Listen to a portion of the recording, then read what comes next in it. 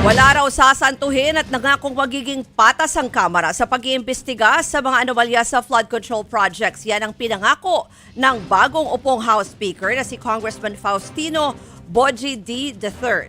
Pinalitan niya si Congressman Martin Romualdez na isinakripisyo raw ang sarili para sa Kamara. Narito ang report ni Marian Enriquez.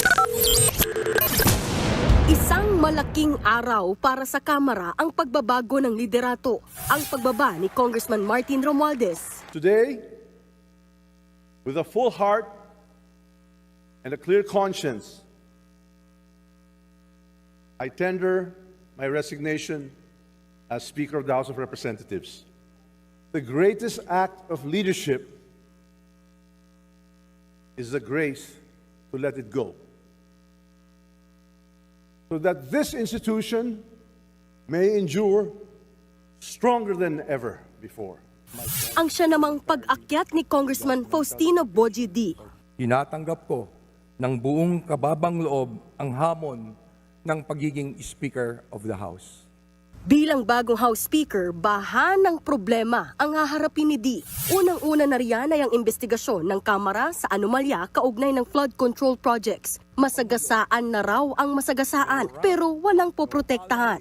Under my leadership, this House will change. I will not defend the guilty and I will not shield the corrupt.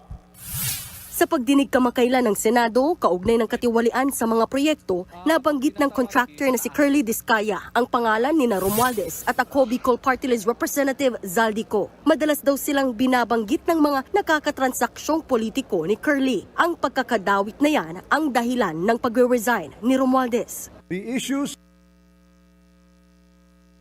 surrounding certain infrastructure projects have raised questions that weigh not only upon me, but upon this institution we all serve.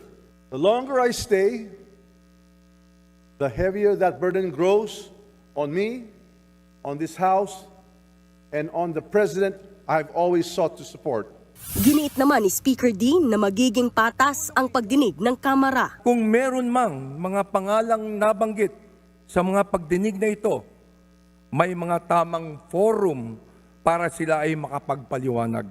No rank, no ally, no office will be spared from accountability.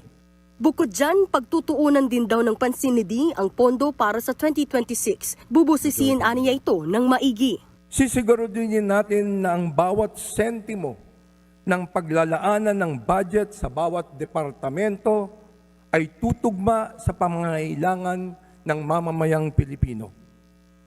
Pagtutulungan nating makapagpasa ng isang maayos at malinis na budget.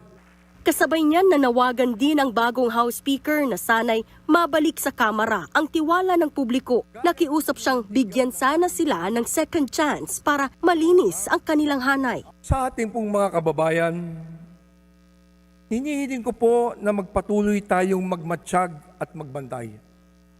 Tanging kayo lamang po ang makakapagsabi at makakapagpasya kung dapat bang ibigay ninyo muli tiwala sa amin. Meron din siyang mensahe sa bagong Kongreso. Sa bagong Kongreso, ipaparamdam po natin ang tunay na malasakit. Ipapamalas natin ang tunay na paglilingkod. Walang ibang agenda, walang ibang interes. Kapakanan ng Pilipino ang simula, gitna at dulo at wala ng iba. Nagbabalita mula sa Frontline, Marian Enriquez. News 5. Mga kapatid, ako po si Ruth Cabal. Dito tayo sa totoo, dito tayo sa True FM. Mag-follow at mag-subscribe din po kayo sa aming social media accounts at True Network PH. Diyan po yan sa aming X na dating Twitter, sa FB, sa Instagram, sa YouTube, sa TikTok at sa mga podcasts. At syempre, tutok din po kayo sa Signal True TV Channel 19.